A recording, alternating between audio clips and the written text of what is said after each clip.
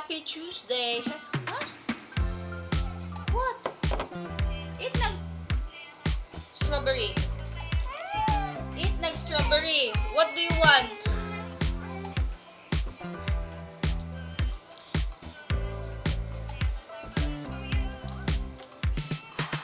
No matter. Kain pala tayo, guys. So, yung breakfast ko pala is meron naman sanang bread.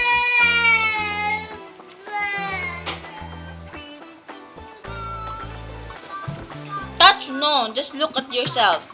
Look yourself.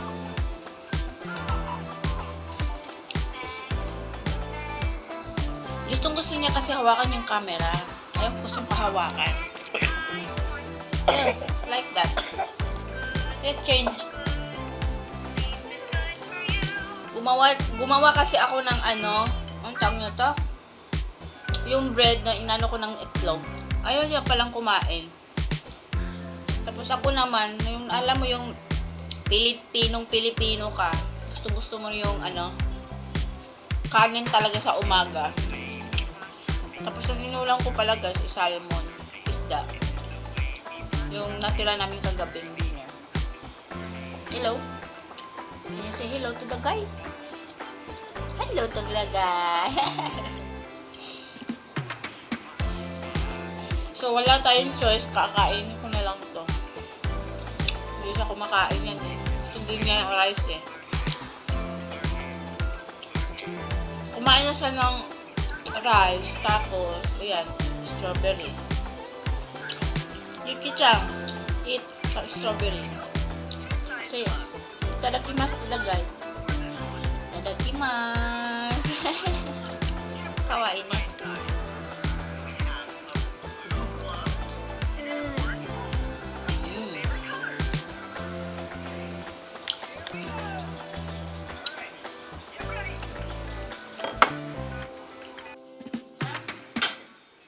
Strawberry.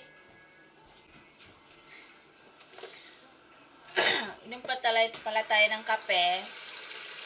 Siyempre, yun ang pinakamasarap inumin tuwing umaga, no? Yung kape. Lalo na ngayon dito sa amin. Sobrang lamig na. Diyos ko.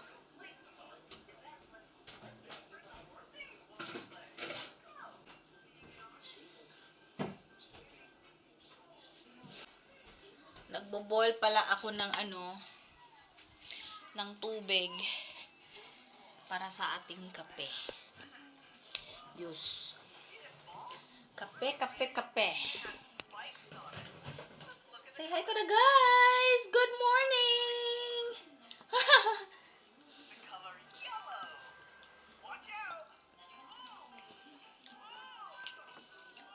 Pag malamig talaga yung panahon, no? Ang dami mong makakain kahit anong isipin mong pagkain. Masarap kasi kumain pag malamig yung panahon. Of course, dito lang ating kape. Yung kape ko pala is Nescafe. Actually, hindi naman ako boto sa Nescafe talaga. Gusto ko kasi yung kape ng Japan, yung blend. Yung brand ng blend. Sarap kasi nun. Ito parang hindi ko siya type. Hindi ko siya gusto, but iniinom ko pa din, no?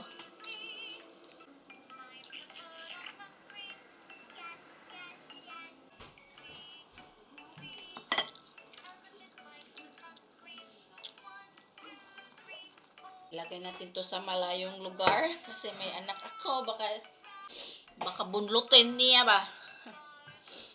You like to touch? Bring this one. Wait lang, mama. Okay, just hold that one. Go. Careful ha, careful. Careful. Say hi guys. Say hi to the guys. Hi guys. Mwah, mwah. Blow the kiss. Mwah, mwah. Mwah. Yay. Hold ha. Hold it properly. Yeah. Did you see yourself? Did you see yourself? Say hi to the guys.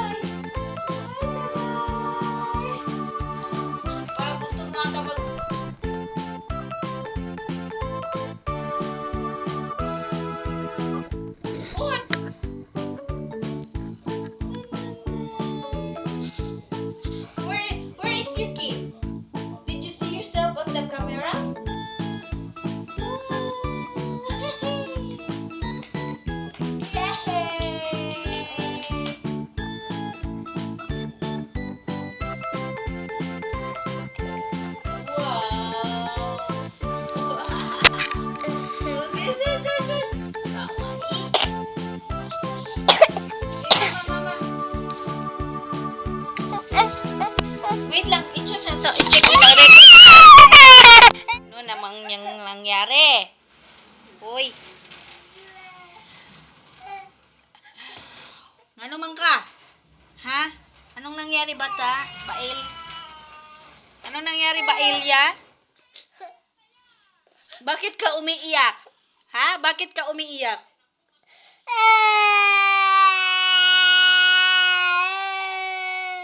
Oh, yeah. Dusta, what happened? What happened? Ah, naipit. How many times I told you? Ha? Na be careful. Ah, di ko... Big cry sa big cry. Big clean sa... Get tissue ka. Get sa tissue sa table. Get tissue and clean your face. Okay. And then clean your face. Clean your tears. I do. Oh, very good. Another eyes. Another eye. Another eye. Oh, you. Clean, clean, clean. Oh, don't cry na. Clean. Oh. Be mama. Ayan. So, sa ngayon, guys, si Yuki ay may ubo at sipon. So, nung mga nakaraang araw, kailan ba yun na? Kailan ba yun na? It's December, let's see, the calendar. December 19. So, share ko lang sa inyo, guys, yung mga nangyari kay Yuki. Noong December 19, wait lang, anak. Gusto niya kasing hawakan yung camera. Noong December 19, guys, is pinauwi si Yuki dahil may lagnat siya noon. So, hindi nyo rin pala alam yung lahat na nangyayari, no? Hindi ako makapag-share sa inyo kasi iyak ng iyak. Kasi gusto niya hawakan yung camera. Ay, naku. Hold them, ha? Hold here. Here and here. Look, no. Hold here and not there. Okay. Look at your face, your red-nosed reindeer. Ah, look at that. Look at your nose. Ohana, doko desu ka? No? Okay. Uy, shush ko. So, noong December 19, guys, nagkaroon nga siya ng ng lagnat. At saka, doon sa school nila, guys, is may uso kasi doon ng isang, ng influenza. So, nag-decide kami na ipatest si Yuki-chan sa influenza kung positive ba siya o hindi. Kasi nga, doon sa school nila ay kumakalat ang mga influenza. And then,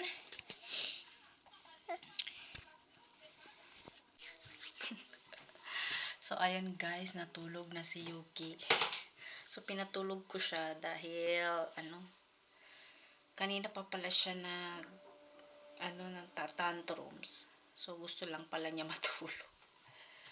At ayun nga guys, yung na-share ko sa inyo, nung nakaraang araw, mga December 19, nagkaroon po siya ng lagnat and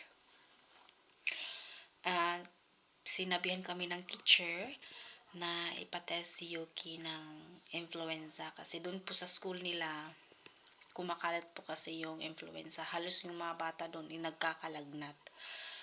So, yun ang napagdesisyonan naming mag-asawa na ipatest namin si Yuki. So, as the result, guys, yun nga, positive si Yuki sa influenza A. So, hindi ko alam kung anong difference ng influenza A and B. So, kung alam nyo yun, guys, just i-comment nyo na lang doon para basahin ko yung yung alam nyo. So, yun nga, guys, dahil nag-positive si Yuki, so kailangan naming mag-isolate sa bahay ng mga 5 days. Kasi yun po yung parang araw na pag may influenza ka, kailangan mo mag-stay ng bahay ng 5 days. So, ako naman, at saka yung asawa ko is nakapag-vaccine na kami ng influenza. So, hopefully, na hindi kami mahawa. At least, nakaprevent na kami sa influenza. And dun nga guys, nung nangyaring yon nung December 19 ng gabi, so, parang nag-advance thinking na ako na magkaroon talaga siya ng convulsion. Dahil yung mga nakukuha naming temperature kay Yuki is umaabot talaga siya ng 39 something, 39.5, 39.6. So, nag-advance thinking na ako na aabot talaga to ng 40 kasi sobrang init talaga ni Yuki. And yeah, hindi nga ako nagkamali.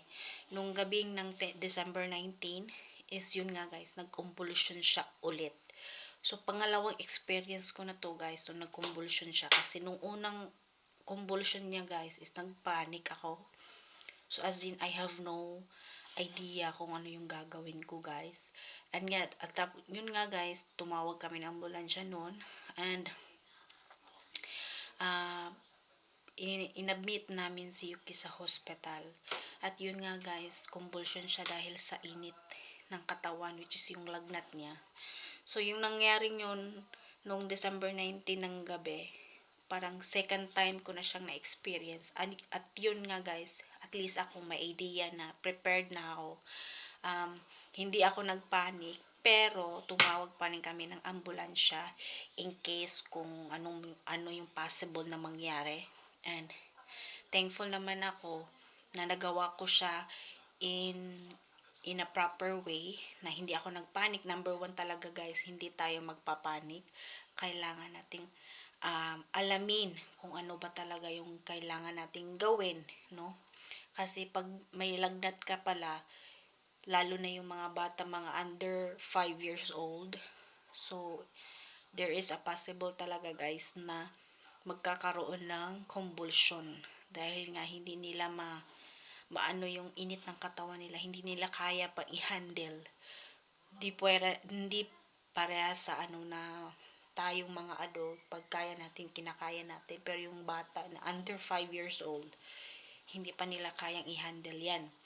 So, at ayun nga guys, pinuntahan pa din naman kami ng taga-ambulansya, inexplainan kami kung ano yung dapat gawin, kung sakaling babalik pa yung convulsion, kailangan na talaga namin siyang i-admit sa hospital. But, thank God, nung nag-convulsion siya guys, hindi na siya umulit. Kasi, before nga, nung nangyaring yung guys, di ba pinatest namin si Yuki, and, yeah, tinanong ko na talaga sa doktor niya, kunwari dok, pag bumalik yung nangyari sa kanya nung unang nangyari na nag-convulsion siya, ano yung gagawin?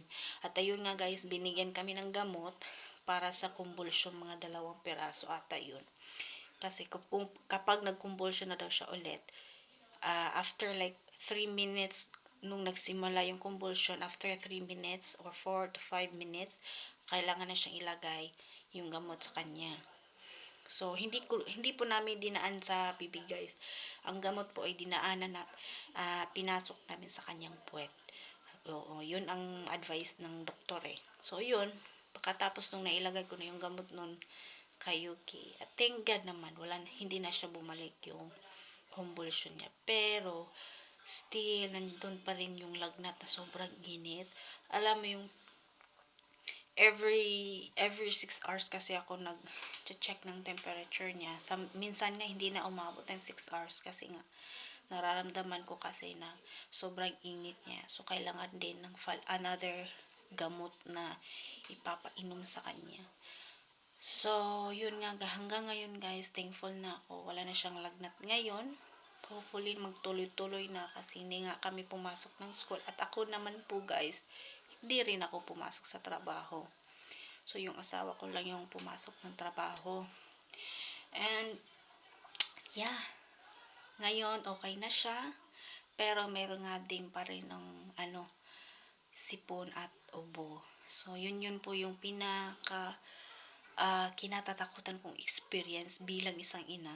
As in, totally, I have no idea nung nangyaring yun. So, as in, kami ng dalawa ng asawa ko, as in, wala talaga kaming idea sa ganong sitwasyon na mayroong mga convulsion, anything na ganun. As in, nagpapanik pa kami nung una, but ngayon, okay na, at least aware na kami. So, yeah, thankful naman ako na okay na. And now, ang inaano ko na lang talaga is yung sipon niya at ubo. So, parang normal na yun kasi nanggaling ka ng lagnat, may, ano na talaga yun, may, hindi naman agad-agad nawawala yung ubo at saka sipon. So, yun, thankful na ako, blessed na ako kay Lord. As in, sana ngayong Pasko, okay na talaga ang lahat, guys. Happy na kami. At, of course, isa lang naman talaga yung hinihiling ko sa Panginoon. Okay na yung kahit ano, basta ang hinihiling ko lang talaga, guys, is yung malusog yung mga pangangatawan namin at saka masaya yung whole family ko, guys. Bakit yun ang hiniling ko?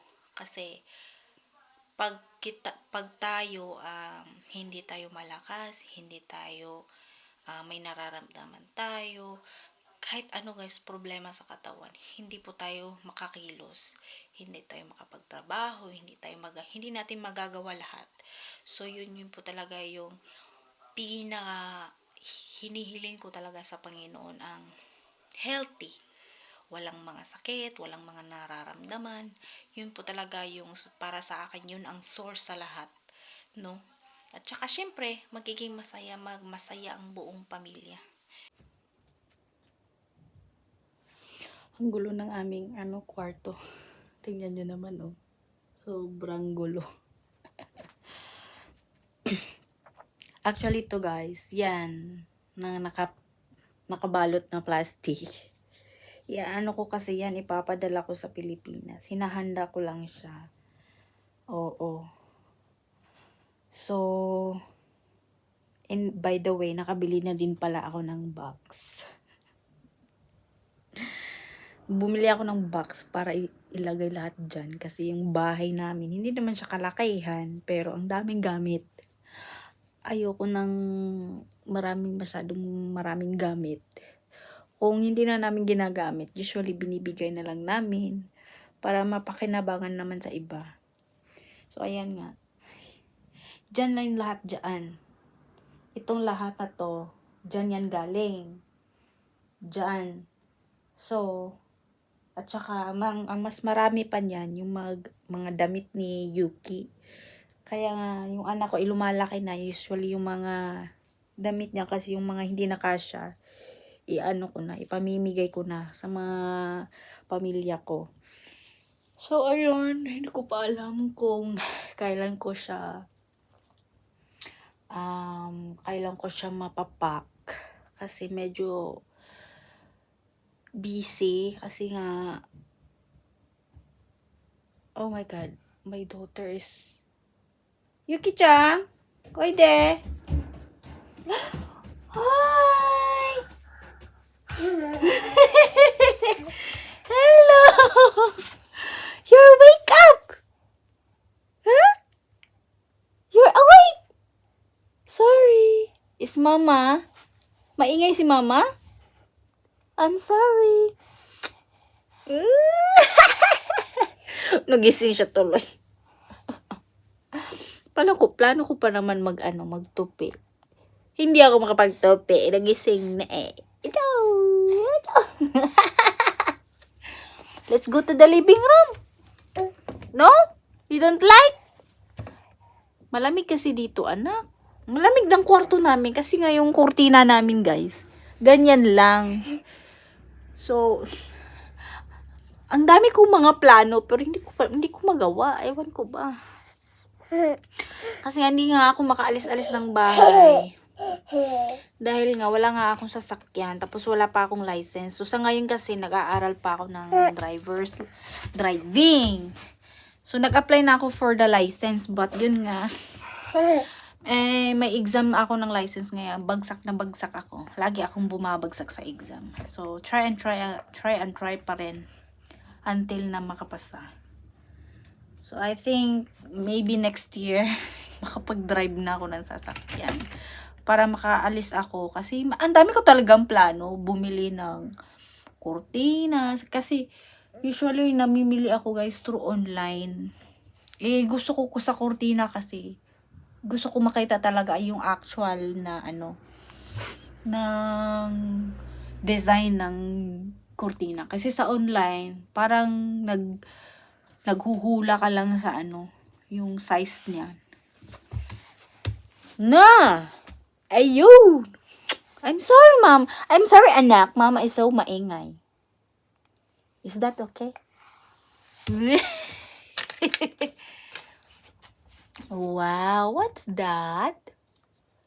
What's that, Baba?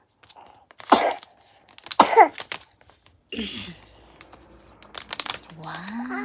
Oh. No, no, no, no, no, no. No, no, no, no. Merienda muna tayo, guys. Ginoo ko. Okay, nagutom man eh. So, kinakain ko pala ngayon is yung tuna pan. Ganito yung nasa loob palaman. Tapos, gatas. Ay, sa umaga, kape. Ngayong snacks natin, gatas. Ito, mainit na gatas to guys. Hindi malamig kasi malamig na nga dito. Malamig pa naman. Malamig pa ba din yung iinumin ko? Hmm? Huh? Manda.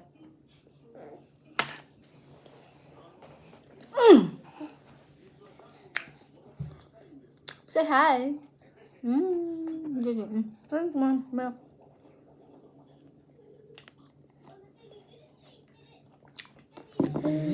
Wishy? Wishy! Ayo kata. So, yung dinner pala namin ngayon, guys, is beef steak. Wow! Beef steak. So, totoo guys, walang halong biro, walang halong, anong tawag nun, pagmamayabang. Beef steak talaga ulam namin ngayong dinner. Pero, gaano ko siya. Nakabili kasi kami ng meat, ng baka, na ano siya, hindi siya matigas. Pag niluluto mo ba, 'di ba? Pag medyo matagal mo siyang iluluto, lalo siyang titigas. So parang bibiglain mo lang siyang lutuin para nandun pa yung yung juicy, ha? Anak ko naman, oo. Dati hindi naman ako beef stick na ganyan eh. No?